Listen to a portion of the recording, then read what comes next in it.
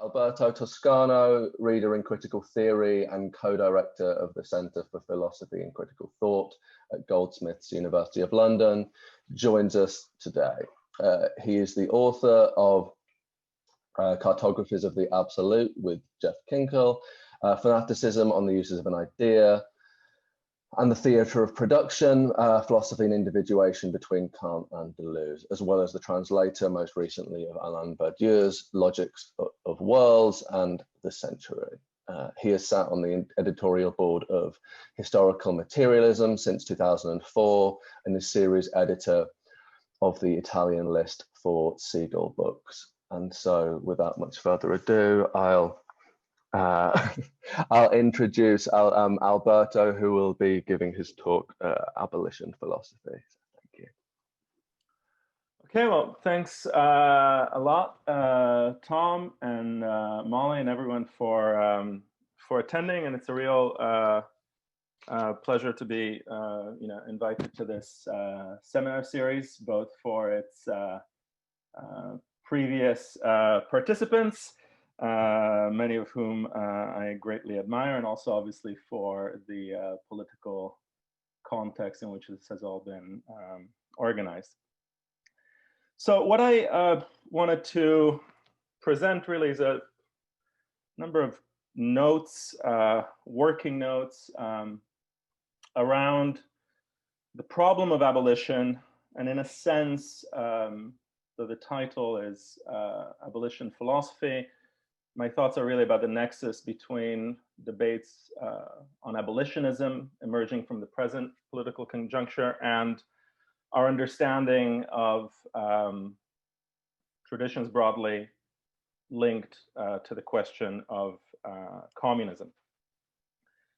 And really, I guess the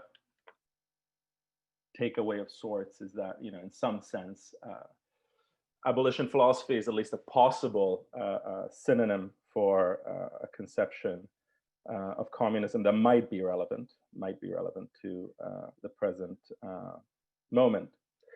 Now, I suppose, other than a broad political and historical interest, actually my first, I suppose, more theoretical encounter with debates around abolition, and indeed the history of 19th century abolitionism, was writing my book on Fanaticism, and specifically coming across the work of the late Joel Olson. Actually, Joel and I had been in touch, I guess, in the late 2000s because of a kind of convergent interest in this question of fanaticism. That is to say, in this question of the mobilization of certain forms of intransigence, what might in a pejorative discourse pass as a kind of extremism for emancipatory ends.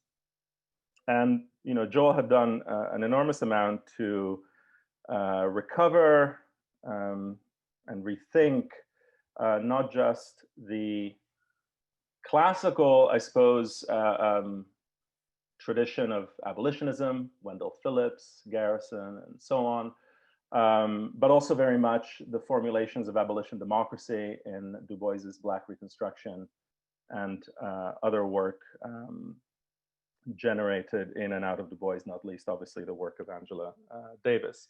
Now, in the context of Joel's work, one of the things that obviously took center stage, especially in recovering, in a sense, affirming, and at least in Joel's case, this figure of the fanatic, was the very well-known debate amongst 19th century abolitionists between so-called immediatists and gradualists. This is a debate that's traced in a book by Aileen Creditor on means and ends in abolitionist strategy, which Joel drew on quite powerfully. And in many ways, the pejorative moniker insult of fanatic was, of course, attached onto the figures of immediatist abolitionists. So there, what you had in a sense was linking fanaticism to abolitionism as a kind of intransigent form of political negativity, which of course was intransigent not just in its refusal to compromise on its principles, but also intransigent in a sense in its temporality, in the demand that abolition be in the now and not in a future organized by the temporality of gradualism or the empty time of progressive reform. I suppose what I, in many ways then, what I want to think through with this idea of abolition philosophy is on the one hand, to think in dialogue with this idea of abolition democracy developed by Joel in the wake of Du Bois and Davis, but also with some of the formulations more recently of the question of abolition geography in the work of Ruth Wilson Gilmore. I'm sure I don't have to, summarize, remind this audience about Ruthie's work. I was actually more taken really by something quite specific in one of her more recent pieces in the Futures of Black Radicalism collection, namely the piece Abolition Geography and the Problem of Innocence. And one of the things that I found striking in that text is a kind of critique, a sort of imminent critique of a certain variant of abolitionist discourse, which Gilmore strikingly terms a sentimental political assertion. And that sentimental political assertion in a certain variant of abolitionism has to do with treating the legacies of slavery and of settler colonialism that are indeed the target of an abolitionist politics as somehow present in the now in a way which is fully continuous with their historical unfolding. So she speaks of the uncritical extension of a partial past to explain a different present. And I wanted to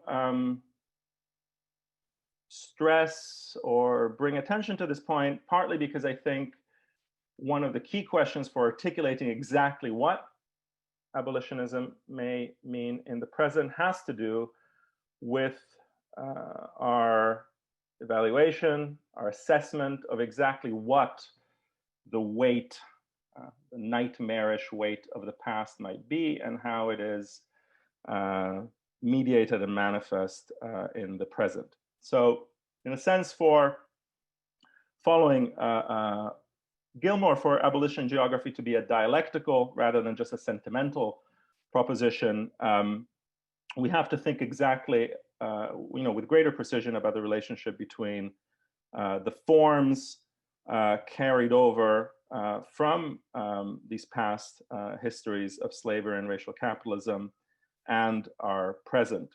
And I wanted here just in a sense, in order to set up a little bit my discussion, which is more concerned really about this relationship between abolition and communism, to quote a very specific formulation. It's a kind of like discourse, a method of sorts for abolitionism that Ruthie brings forward in this piece. And she says the following. She says, instead of imagining the persistent reiteration of static relations, it might be more powerful to analyze relationship dynamics that extend beyond obvious conceptual or spatial boundaries, and then decide what a particular form, old or new, is made of by trying to make it into something else, which is, I think, a powerful formulation. What a particular form, old or new, is made of by trying to make it into something else. This making something into something else is what negation is. To do so is to wonder about a form's present future shaping design, something we can discern from the evidence of its constitutive patterns without being beguiled or distracted by social ancestors we perceive reasonably or emotionally in the form's features.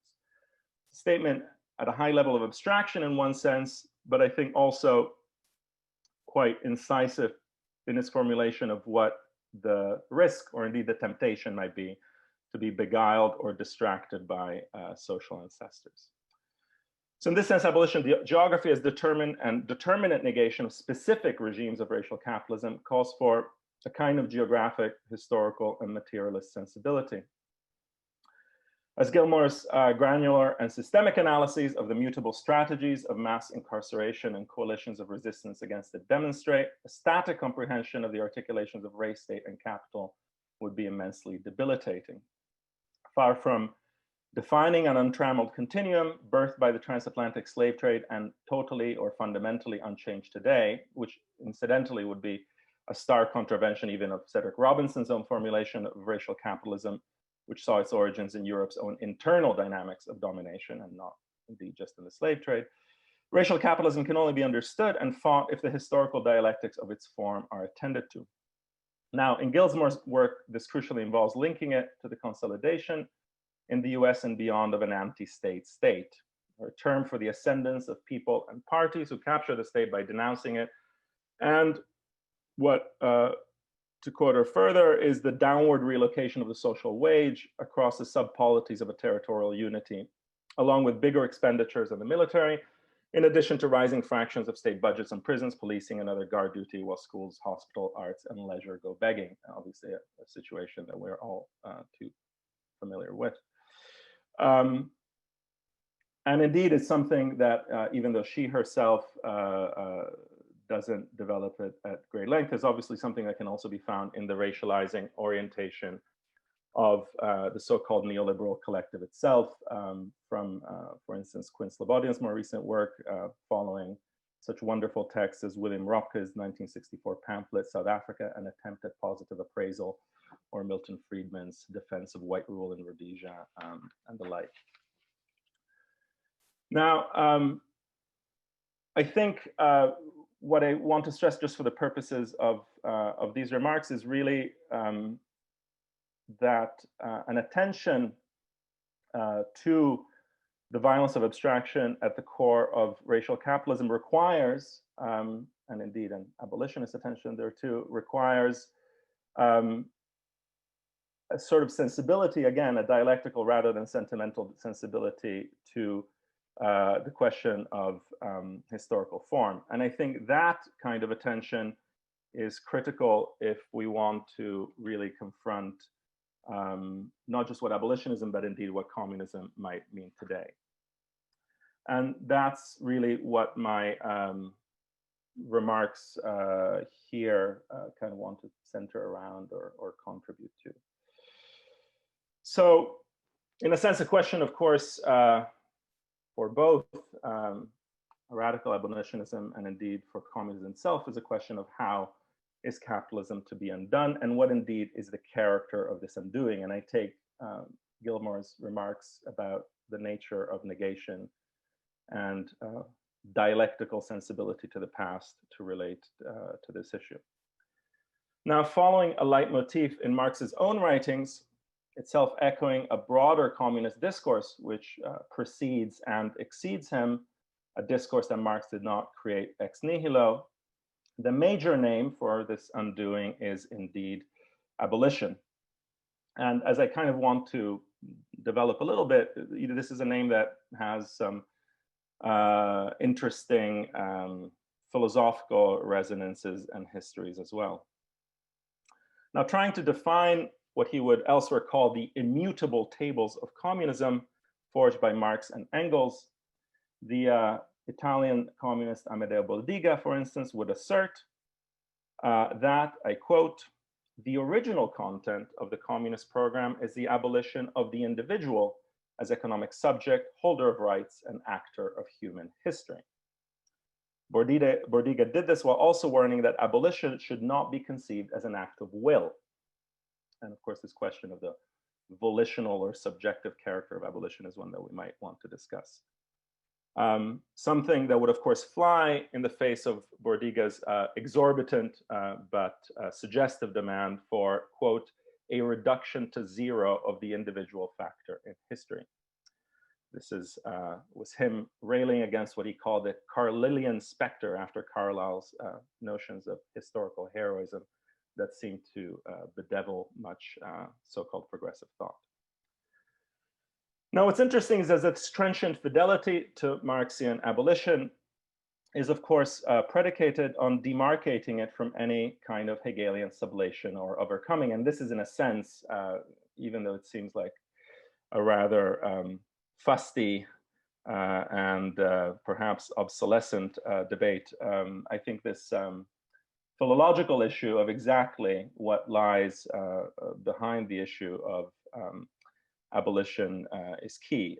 One of the things that, of course, we miss in reading Marx in English, or indeed in French, or indeed in Italian, is that, of course, Marx uses very often for the term abolition, as did, of course, a lot of his contemporaries. This is not unique to him, the German term Aufhebung, so the term usually referred to as sublation or overcoming at times in translations of Hegel. Now, this has led to some kind of curious debates, which might have some interesting consequences for our political reflections. So, for instance, the French Marxist Lucien Sèvres, who very sadly actually died of COVID-19. He, at a very old age, in his 19s, he was an important interlocutor, amongst others, of Althusser. In a very recent paper, just 2 or 3 years ago, Sèvres tried to recover this link, right, between Marx's use of abolition and the Hegelian notion of Aufhebung. Much of the purpose of this recovery was to argue that where some saw abolition as a drastic wholesale negation, what Marx meant was really a kind of overcoming, a transcending, a moving beyond. So for some like Sèvres, then Marx, in using this notion of Aufhebung to identify abolition, saw or presented a kind of communist dynamic that carried a large quotient of conservation. Conception of abolition that is not reducible to wholesale destruction. So this is, in a sense, one of the philological, but of course, deeply political debates. To what extent is Marx's, frequent, indeed saturating almost, use of abolition one that can be or cannot be reduced to the destruction of whatever the target of abolition may be, right?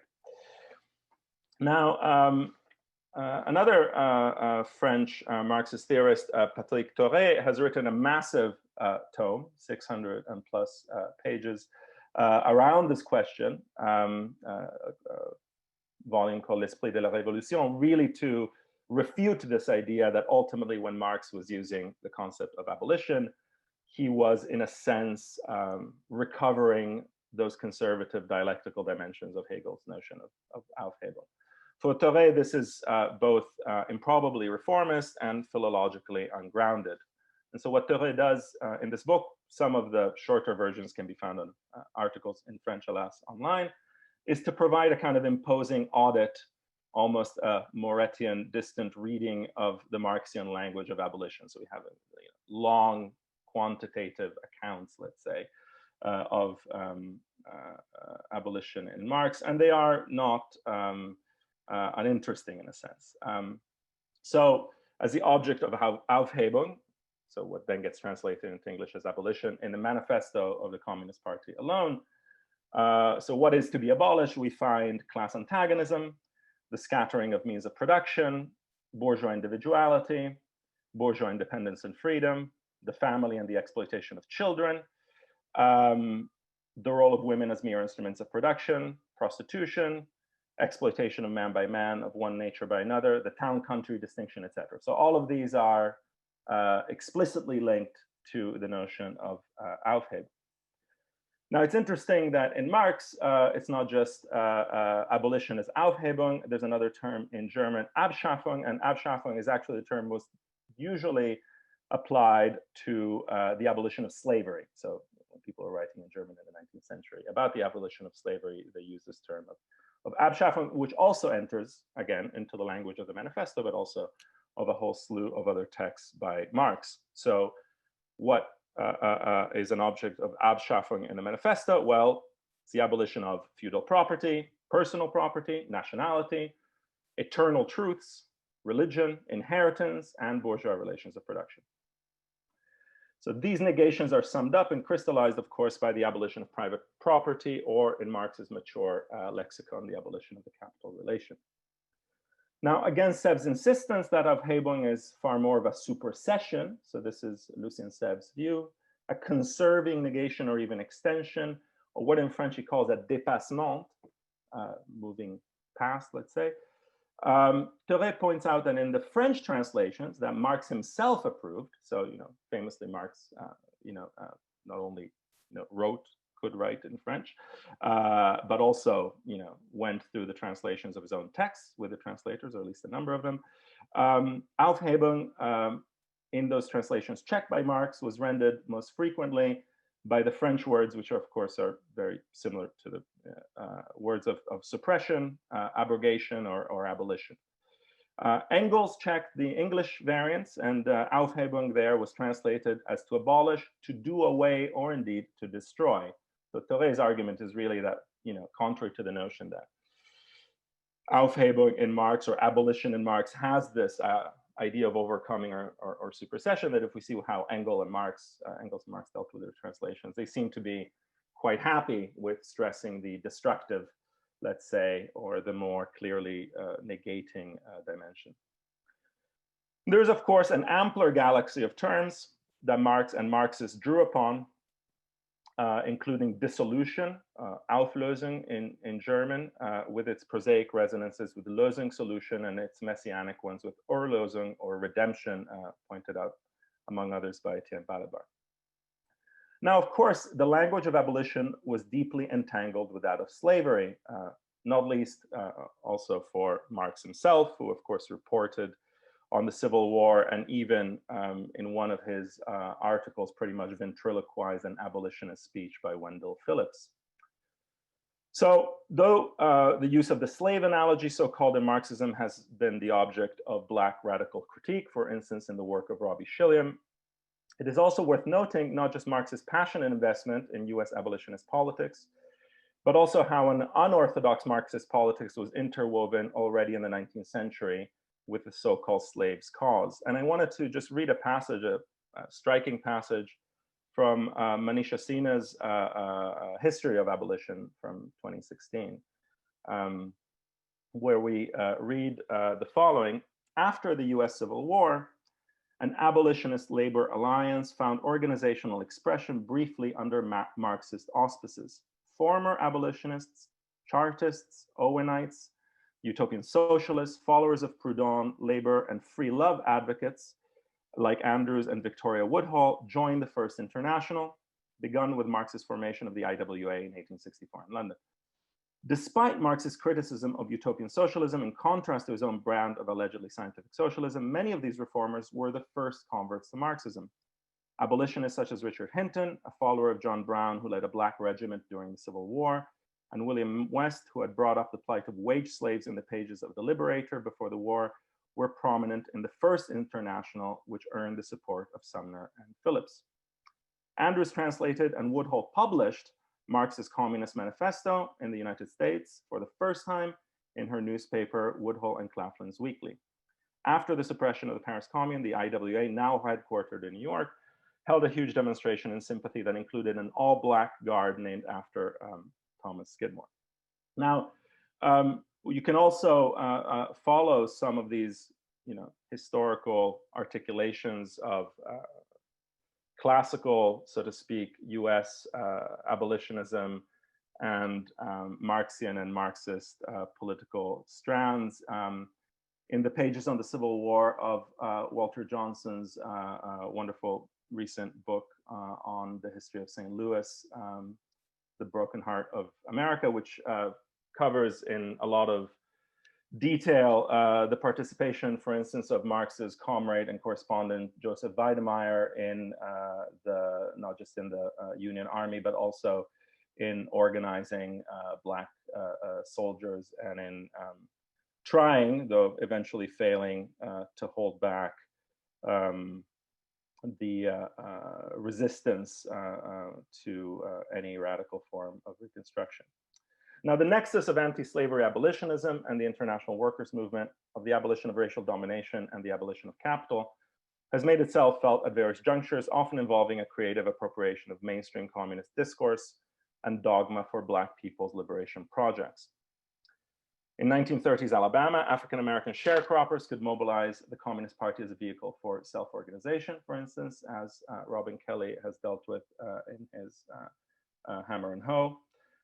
This even included, interestingly, a militant translation of communism's otherwise possibly worst moment, that of third period sectarianism, appropriating the Stalinist rhetoric of a new world through Black traditions that, as David Roediger put it, emphasize both the struggle for survival and the transcendent hope of deliverance.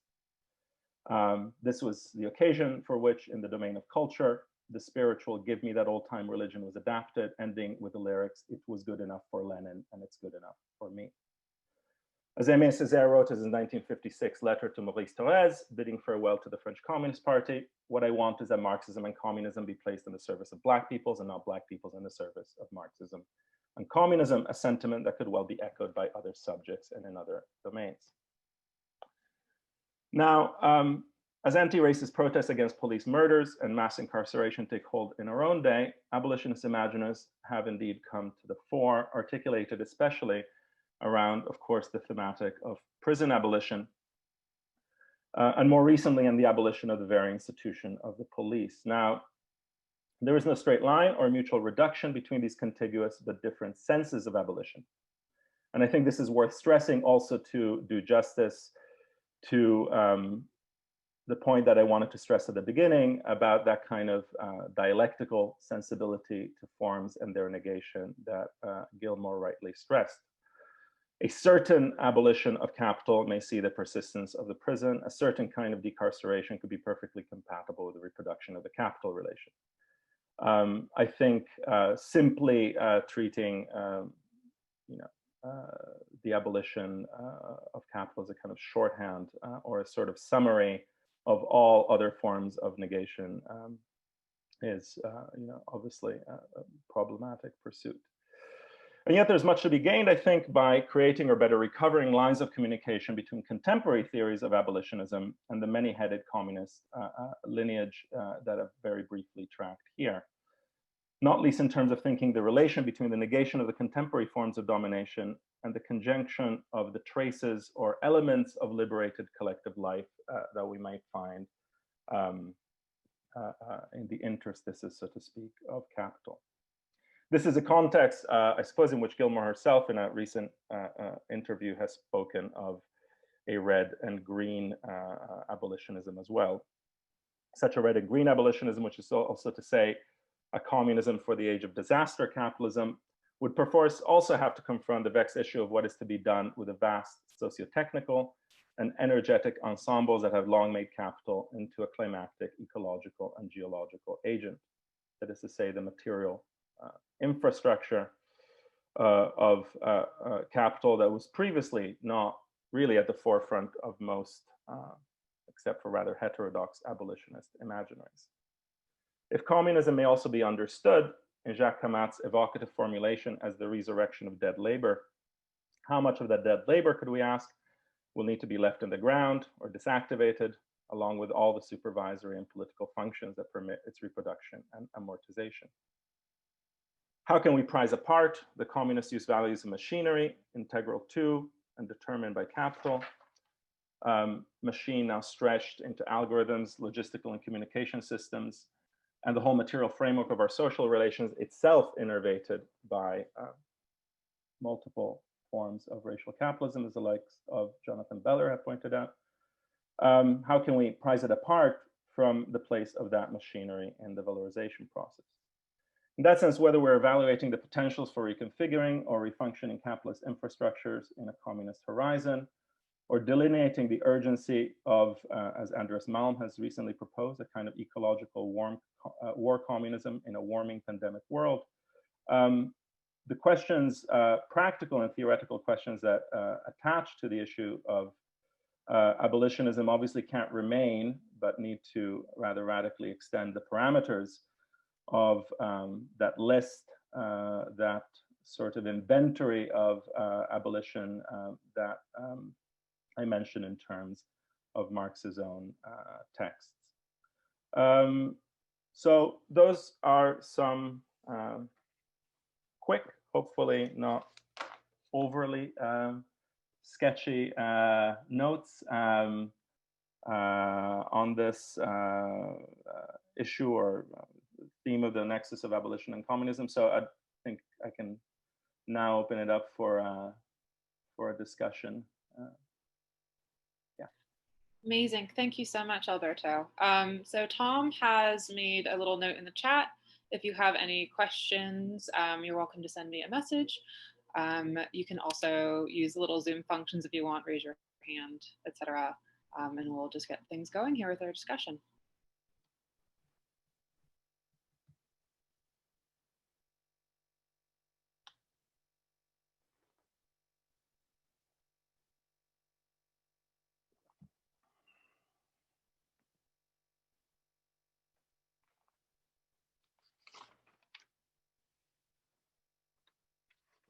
We have a question in the chat.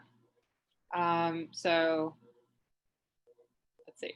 So if Marx were an American Sorry, I can't, is there a reason why I can't see the questions in the chat? Oh, I think it was just sent to me. Oh, okay, sorry. No, just because you said in the chat, I was just. I'm so sorry, someone just wrote in. Yeah. I don't know if they would like to be identified. That's all right. Anonymity is a good thing, can be a good thing. So the question is, if you were an American citizen, would Marx vote this Tuesday?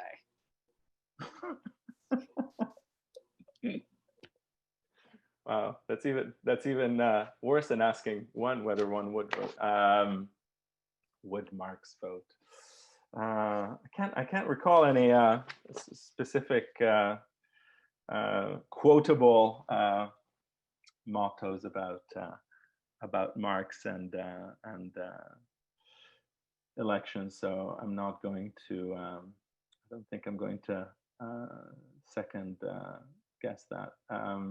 Yeah, I don't really know what to say, frankly. I mean, I suppose on one level, you know, both Marx and Engels were not particularly purist about matters of electoral or representational systems, but I think if he were to vote, he'd likely not make a grand declaration about it, but I wouldn't go further than that, frankly.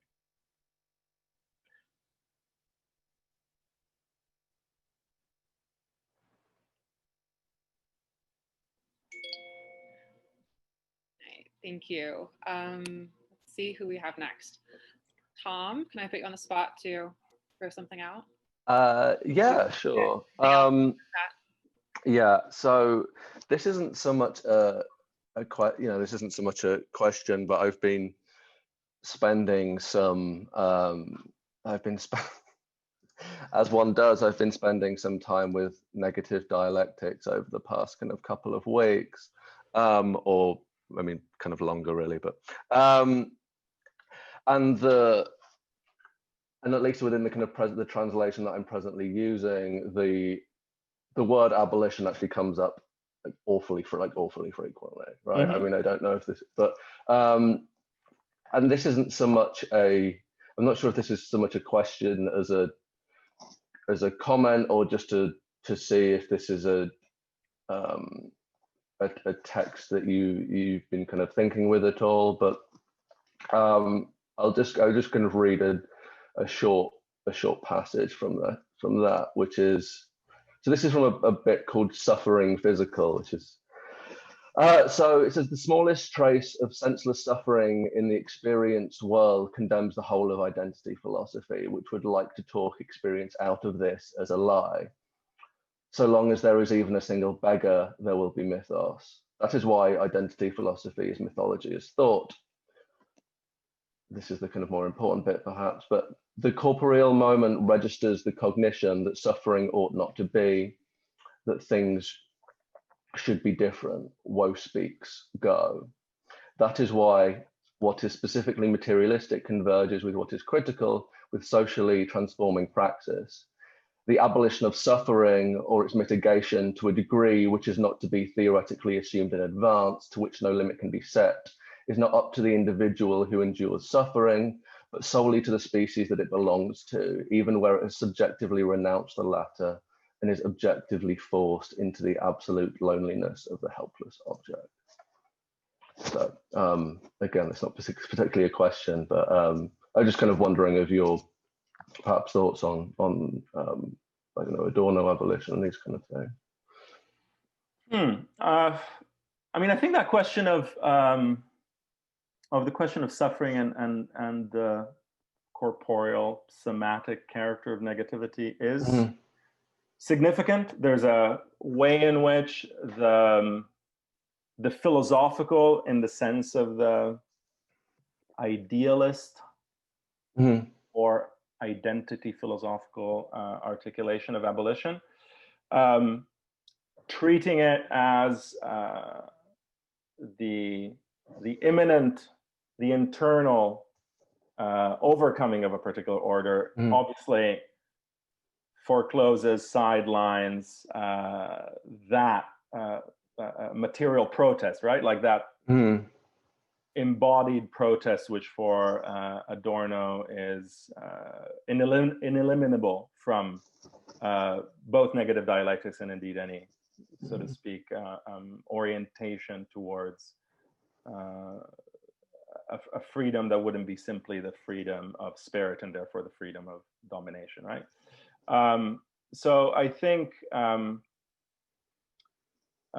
you know, notwithstanding the fact that, of course, Adorno's treatment is saturated in philosophy and saturated in philosophical vocabulary and philosophical method, obviously it's extremely important for him that, and that's his kind of non or anti-philosophical moment, right? It's extremely important for him that that the question of abolition understood in that term as a kind of abolition of suffering and of corporeal suffering, not be simply intrasystemic, so to speak, right? Not simply be a kind of extension of some logic or dynamic of the system itself. Now, it's curious, of course, because Adorno's own identification with that plea, you know, the plea for the abolition of suffering, or in formulations whose specific wording doesn't right now come to mind, but for instance, you know, Adorno's repeated references to, you know, to famine and starvation and the like. There's a level at which the nature of that protest against suffering arguably bypasses or undermines an attention to the specific political and economic forms that are an object of abolition, or indeed of an abolitionist, you know, strategy, God forbid.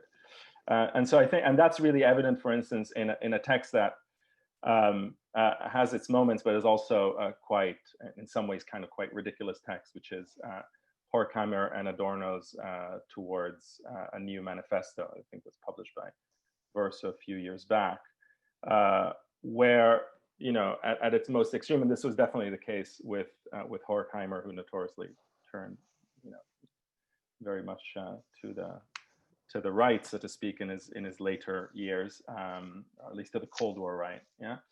That those grand claims for the abolition of suffering could then, as they have in much liberal humanitarian discourse, then completely undermine the claims to determinate abolitions of determinate forms that are present in within a capitalist society. So I guess it's yeah. I mean, having said that, I mean, I do think perhaps even more than negative dialectics, I do think a kind of engagement, for instance, with Adorno's lectures on dialectics, which were, I think, were recently published in English as well. His Introduction to Dialectics is very useful to think through those questions raised in these debates around, you know, what exactly does Marx, you know, understand by abolition.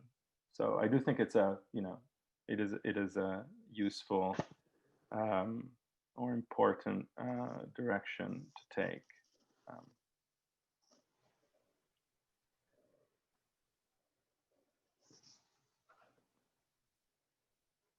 I'm okay if we move on to a question from Yeah. Great. Yeah. Okay. So I'm going to read this out loud from a message sent to me, and if the person who wrote it wants to chime in with some more thoughts, just let me know and I can unmute you.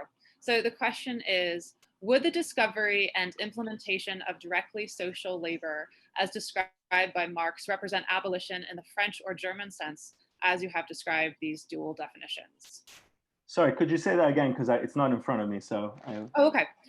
Would the discovery and implementation of directly social labor as described by Marx represent abolition in the French or German sense, as you described the dual definitions?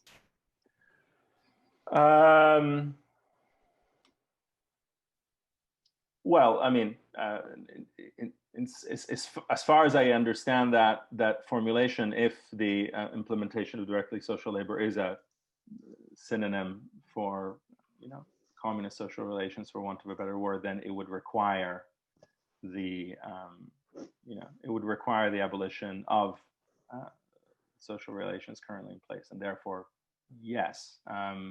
Now the issue, the vexed issue, of course, and behind this whole debate around the philology and the lexicon used by Marx is the question of what exactly is conserved and how, right? From that which comes to be abolished. So obviously, in an account like Lucien Sèvres, it belongs to that broad family of positions, often linked to European communist parties, not just the Eurocommunism, let's say, which sees in the social infrastructure of the present, or saw a whole set of conquests, victories, et cetera, and therefore anticipations, whether in welfare state forms or others, anticipations of something that might eventuate, after the transcendence of capitalism. So there's a sense in which to treat abolition as supersession or abolition as overcoming, as someone like Sèvres would argue, is to say that it's to belong to that whole family of positions that says, well, on one level, communism is something radically other than the present social form. On another level, there are these elements, traces, or indeed entire chunks of social life which cannot be thought of as integrally capitalist, and therefore have already been shaped in that particular direction. Pit against this is the notion that even if there are all sorts of institutions, et cetera, that have been prized away from the full domination of capitalist relations, these are not precursors or anticipations or anything of that sort, and that therefore, that, so to speak, the destructive element is necessary. Why? Because in some sense, even the things that are not seemingly fully reducible, to some kind of capitalist interiority, nevertheless are thoroughly and intimately shaped or formed, determined by capital in a way that, we can't simply treat them as kind of, sort of prefigurations, right? So I think, in some way, what Toré, who I guess is a more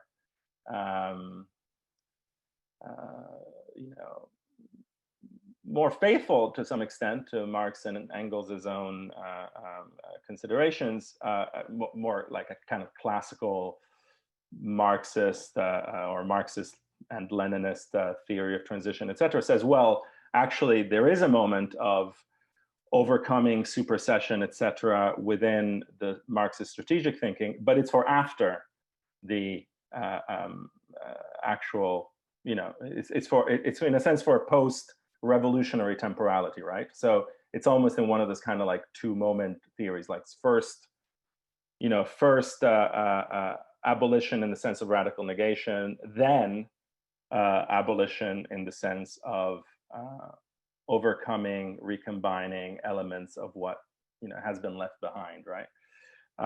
So that's in some sense the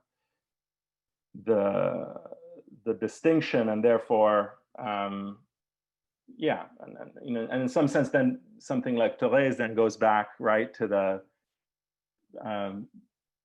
famous arguments and debates circulating around Marx's objections to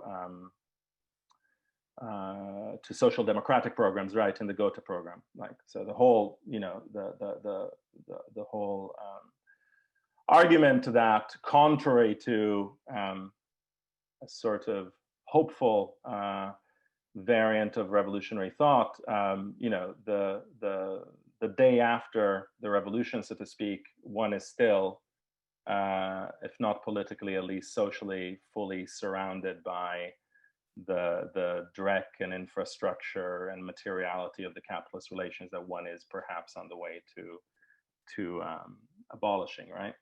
And this would be, this would also be the sense of, the countless letters, whether from Lenin or Trotsky or Bukharin or whoever, about the fact that, in 1918, Soviet Union had no working class. There was, capitalism was still in many ways fully in effect, et cetera, right? So that's in some sense the nexus around which that circulates. And of course, something like Lucien Sèvres' position, this idea of abolition as overcoming, is still based on, on all of those arguments that had already been made in the 60s and 70s, that basically, the workers' movement had generated a situation in which no caesura or rupture was required, right? That's obviously what reaffirming or stressing the destructive valence of abolition involves, right? Is a kind of realism, I suppose, about the intractability of those forms. Okay, so I'm going to unmute the next person. I'm hoping this actually knits well with what you were just saying. So Berta, I'm going to unmute you. Hello. So I actually had a question. I was a little curious about the creative aspects, actually, on that note, of abolition. So like it says in the old Wobbly song, we can bring to birth a new world from the ashes of the old, And so I was curious if we could explore this idea of abolition, not just as an overcoming or a negating, but as a creating of sorts, like creation and the creative aspects of abolition. I think that's an excellent question. I mean, I think on one level, maybe one might want to start right with the metaphors, or at least with the figurative language with which some of these issues are raised. So the ashes of the old. Then we have, we have the famous metaphors around, the master's tools and the master's house. We have all sorts of different ways, right, of thinking or figuring the before and the after of abolition. I was struck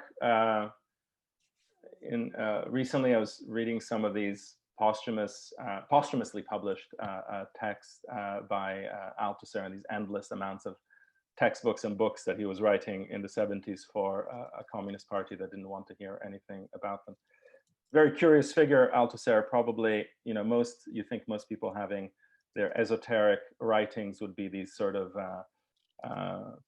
poetic or heterodox texts. Althusser had, like, in his drawer, these massive, at times really laborious textbooks for a communist party that didn't want them. In any case, one of the things that comes, staying with the issue of creativity and metaphors, is that Althusser is very fond of this idea that comes up in Marx, where Marx uses this formulation, I believe from Epicurus, which is this idea of the or from Epicurean philosophy rather, this idea of the intermundia, right? That capitalism was generated not out of directly out of a previous mode of production, but it sort of existed in the interstices. And in Altus's formulation, in a sense, he kind of reverses this, so to speak. Like right now, what one has to look for is these kind of communist intermundia, which are not exactly, I mean, sometimes it's intermundia, sometimes it's islands, sometimes it's traces and a kind of quasi-Derridian element, and sometimes it's elements. And I think it's one of the aspects of that is a sort of materialist principle, right? It's like, well, what the society that abolition creates is cannot be generated, ex nihilo. It is a negation in that sense that, that quote from Ruth Wilson Gilmore had, right? Like a passage from one form into another, but not an ex nihilo invention. Now, of course, the ashes of the old is an interesting metaphor because you can't really, well, you can make interesting products, I suppose, out of ashes, but building is a different different matter. There's a wonderful sometimes actually the reactionary imagination is a richer source. There's a wonderful passage in some insane letter from 1796 by Edmund Burke, in which he has this kind of fantasy whereby a revolution in England will involve destroying the houses of the landed gentry and then turning them into, sort of the missiles and shrapnel with which to destroy more houses and so on and so forth. So there's all sorts of kind of, metaphoric language one could turn to. I do think, again, one of the stresses, obviously, I mean, this is true of Gilmore's work. This is true of a lot of, practical thinking and organizing, I suppose, is to stress the fact that the fact of abolitionism is something that requires thinking of the way in which the negation of those prior forms is itself, the creation of other relations, or other relations are created in the negations of the past ones, right?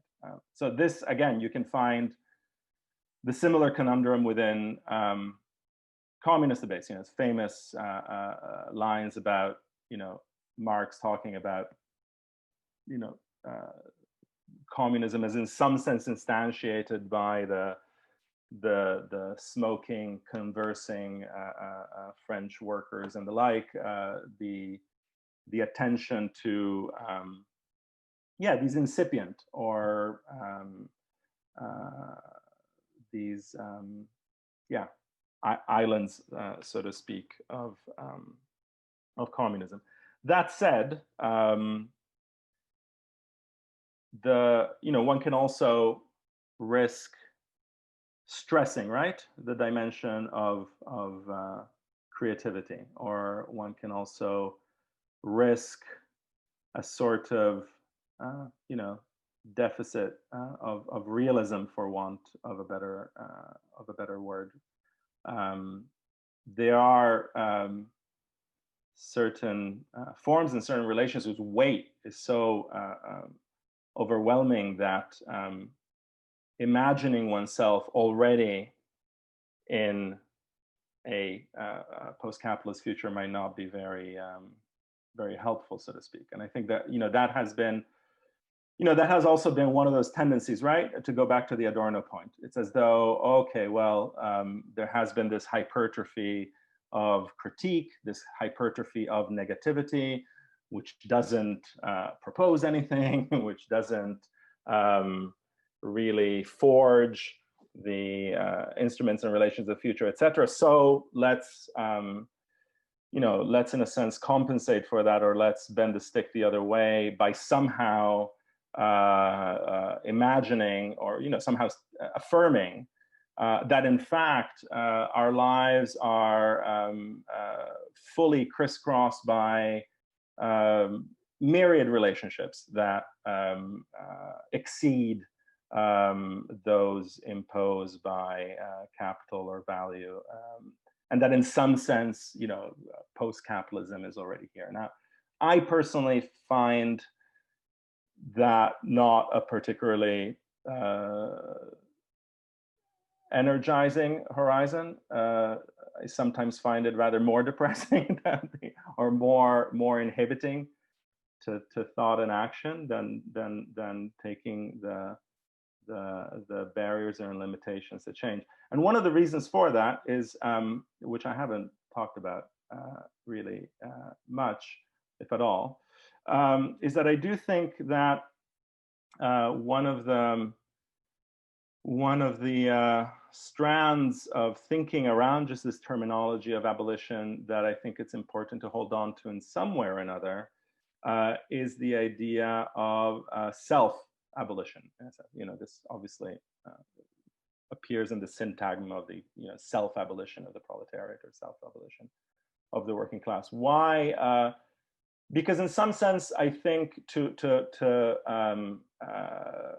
recode or kind of détournement of the title of that piece by Ruth Wilson Gilmore, I mean, I think abolition has also a problem of innocence, which is the kind of problem of subjective innocence, right? Like that somehow one is always already speaking from a position which is somehow not entangled or complicit or inhabited or shaped by the relations that one wants to abolish.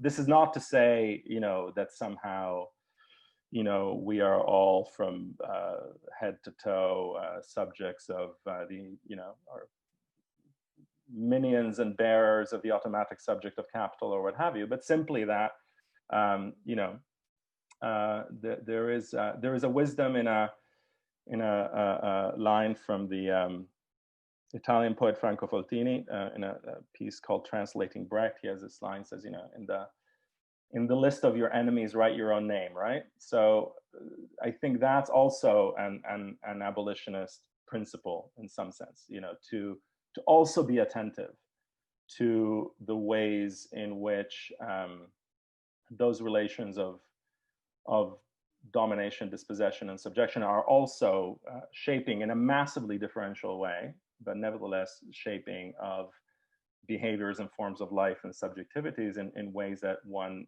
you know, is one needs the dialectical, right, rather than the sentimental sensibility. And I think a sentimental abolitionism would be one that fully exempts oneself from the demands of at least a partial self-abolition, right? Whether in kind of individually or collectively. And that might also be, you know, perhaps one, you know, perhaps at that level rather than at the strategic or political level, Adorno might also be a resource, at least in the kind of phenomenology and inquiry into the damaged life, so to speak, right? I think there's a lot still in something like Minima Moralia, perhaps, that is worth thinking about in those veins.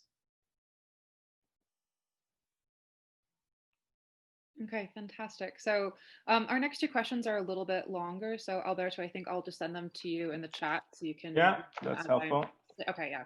So I realize I probably should have done that previously. So this next question submitted anonymously is, can you expand on the relevance of 19th century immediatist versus gradualist debate for thinking about abolition today, if part of what we should think about with regards to Gilmore is not abolition of slavery thought of sentimentally in relation to the present, but completely different structures of what she calls incapacitation? Yeah, I think I don't remember I don't remember the context, so I guess I can infer or surmise around the issue of the terminology of incapacitation. But nevertheless, even just thinking of the notion of an abolition geography, I think the question does, some sense, force one to, you know, acknowledge, and if one thinks of abolitionism not, you know, as a term that's not in the context of chattel slavery, not in the context of plantation slavery, then both its terminology, its temporality, and indeed the strategies attached to it have to be thought of, quite differently. So it's by mentioning those strategic debates between immediatist and gradualist, on one level we could say, okay, well, these have some capacity to frame pretty prominent contemporary debates, which are also debates that could be thought of along a kind of revolution and reform axis, right? So so then you could think, okay, intransigent demands for police abolition versus community policing or the like, so you could think, okay, well, these could be mapped in that sense. But I think if we do think of those arguments in Gilmore and others that point to the material depth and extension and seeming intractability of those structures, then the temporality of gradualist progress or immediate abolition doesn't really do much for one's thinking, perhaps, right? So because even if one has a kind of intransigent horizon, the objects of the abolition are not immediately removable, right? And in part, I think, is because once one thinks of abolition outside of, let's say, outside of a purely political juridical framework into a more social and economic one, then one has to think about, well, what does the abolition, removal, or dismantling, right? Like the long work of dismantling structures that often, go down into the recesses of one's own subjectivities, so to speak. So I think that's where there is that's where immediatism might not really be a term that conveys much about a position that is intransigently antagonistic, but that intransigent antagonism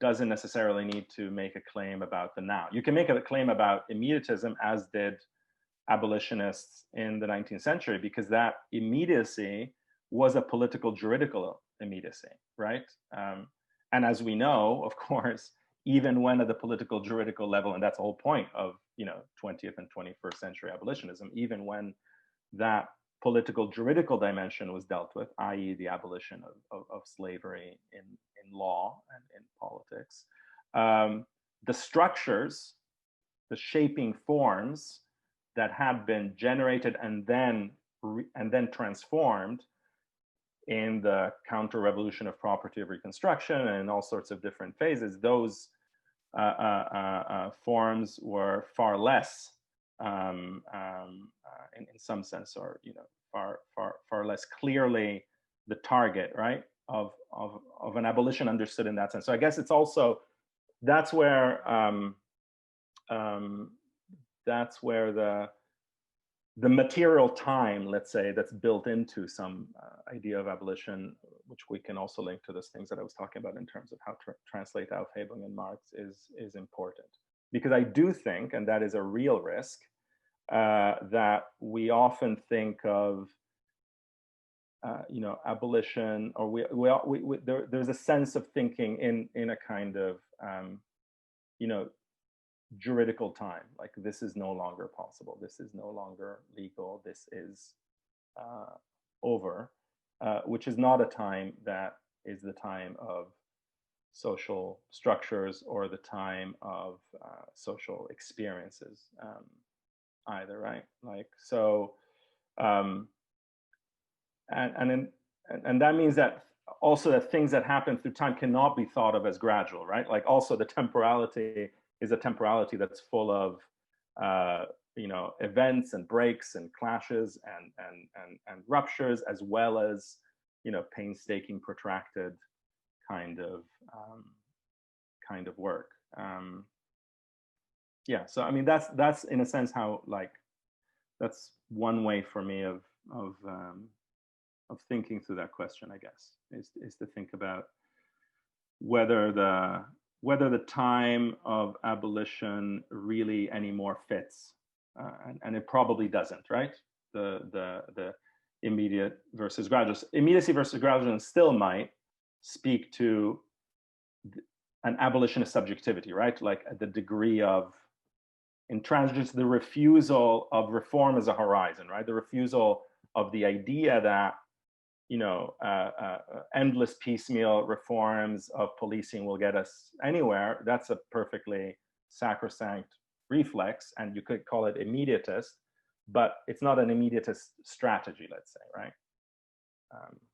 Yeah, hopefully that makes some sense. Thank you. I'm going to send you the next one in the chat as well, so you can read it as I am reading it out loud. And I just want to say, since I guess it's like 1:12, if there are any last questions, send them my way, and we'll do sort of like a soft close of Stack. So this question, besides abolition, Aufhebung also has a relation to the word cancellation.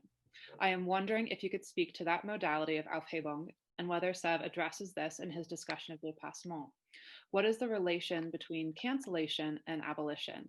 Marcuse specifically emphasizes the word canceled in a note of dialectics, and it's funny to read retrospectively in light of contemporary debates. Can we think of canceling as a kind of atavistic or spontaneous form of abolition? That's a droll question, because I hadn't thought about that at all, but it obviously does, should come to mind, I suppose. Yeah, I mean, I guess you could say that, certain notion of cancellation belongs, in part at least, to that you know, juridical imaginary, juridical illusion that that I was mentioning in my previous answer. So the idea of the, yeah, of negation as something which is affected by an act, right? By like an individual act, like whether it's a legal act backed up by the force of the state, or whether it is a quasi-legal act which is backed up by the, you know, horizontal authority of some group, collective, or kind of community, right? I mean, in one sense, though it's history, you know, history is very different. I guess, you know, I mean, cancellation understood in that sense is more perhaps along the lines of, you know, history is more of the ban or of ostracism and the like, which have a different political history. Though ostracism, at least as practiced in ancient Greece, is much more interesting than cancellation, you could argue.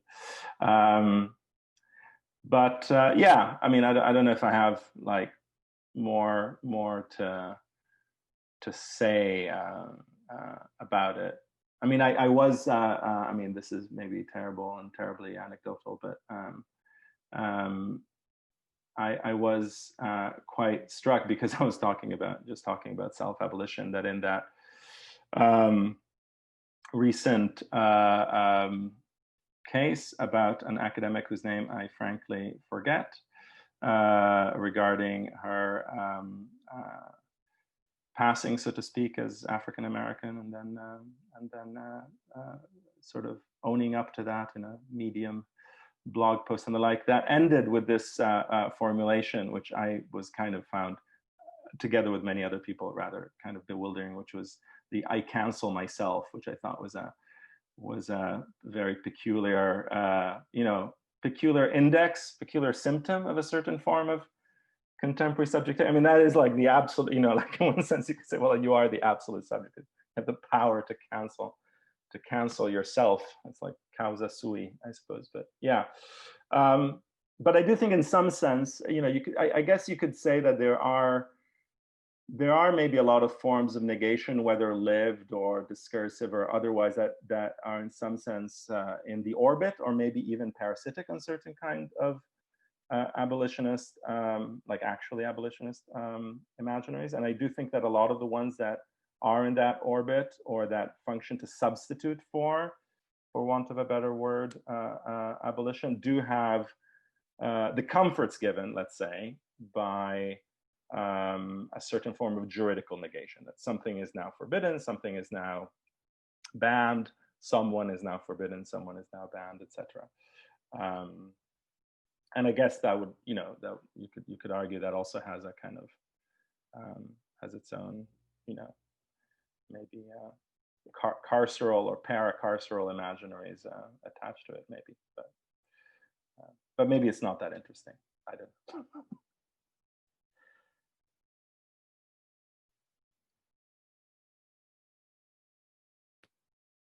Okay, so any final questions for our guest speaker today? Oh, I have a last minute. Someone, are you okay to answer? Sure, no problem. Okay. All right. And since I'm just getting this, I'll ask you out loud. Would you like to be unmuted to ask your question, or shall I read this? Okay, anonymous. Okay. So thinking dialectically, how do you approach the relationship between the particular and the universal insofar as abolition historically has a valence of particularity tied to the history of slavery, while communism makes a claim on the universal, whether in the name of the proletariat or free society? And I can also send this to you if you want to. Sure. Okay. Well, I guess that, I suppose that depends. I mean, a lot of the writings of abolitionists, both, former slaves and white radicals, I suppose, were couched in a fairly robust, at times religious, at times humanist discourse of universality. So obviously the social nexus of abolition was profoundly specific, but I wouldn't necessarily see it as straightforwardly mapping onto a kind of polarity of particularity and universality. Having said that, one could provincialize, so to speak, some of the discourse of the abolition of capitalism, as one can find, for instance, in various Black radical critiques of Marxism, as being engaging in, I think, what Angela Davis called like the contraband racialization of universal categories, right? Like where somehow categories are unmarked in some sense, but actually house their own sort of particularities. I'm not always persuaded by those critiques, but I do think there's definitely attached to that discourse of abolition, there is a and at times profoundly unreflexive, I guess, logic of universalization. I mean, I think one of the other elements, I mean, I guess this is also maybe even in rhetorical terms that I found striking, for instance, reading that debate between Sèvres and Thoré, is the nature of the list, right? Like, why is it always this? Why is it always this the list of that which is to be abolished? And there's a whole thing that could be developed in terms of Marx's lists. Marx also engages in weird lists when he's talking about the lumpen proletariat, right? Bizarre conglomerate of the most fanciful and bizarre accumulation of fragmented social subjects of all sorts. In some sense, the logic of abolition is that it's a very, it's a different list, because somehow what's implied is that it's implied, but not necessarily argued as such, right? A lot of people take it as an argument, and not sure that it is an argument, that the abolition of private property has a sort of cascading or logical relation to the abolition of everything from prostitution to eternal truths to the family form or to what have you. I guess one of the theoretical and therefore also political reflexes that's been around is a kind of notion that somehow there is a cascading effect, right? Or like a full integration of the abolition of the value form or the abolition of capitalist relations to all of these other kind of targets of abolition. And then obviously most, you can also read the majority of radical critiques of Marxism, whether in a feminist register or whether in a Black radical register, as treating, well, as a kind of distinguishing of different logics of abolition that don't necessarily have any nested, hierarchical, or sequential relationship to each other, which is not to say that they can't or shouldn't or be summed up together, but it just they don't have they're not analytically conjoined, right? So I mean that might be partly because it's obvious that not just Marx's own language of abolition, but arguably even Hegel's own language of Aufhebung is at times explicitly linked in Marx, at times haunted by in Hegel the actual practice and history and struggles of abolition. I think reading those debates through that terminology and through that notion can be quite, illuminating to some extent. But I don't think that necessarily the kind of particular or universal polarity gets us that far in critically thinking through these different notions of abolitionism.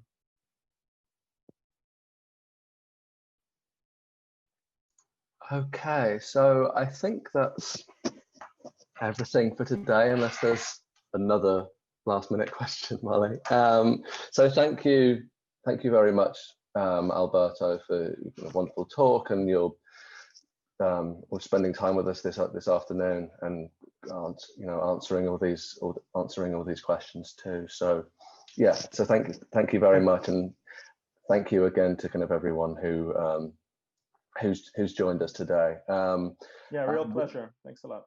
Oh, wonderful.